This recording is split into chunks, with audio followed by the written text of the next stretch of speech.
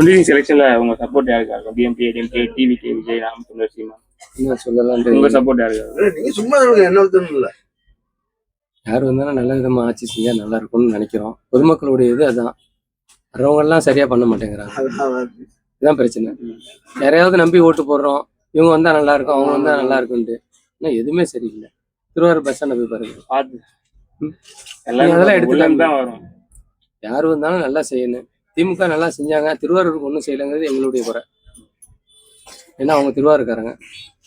அவங்க வந்து நாங்க நினைச்சது இவங்க வந்தா நல்லா இருக்கும், ஊருக்கு நல்லா செய்வாங்கன்னு பார்த்தோம்.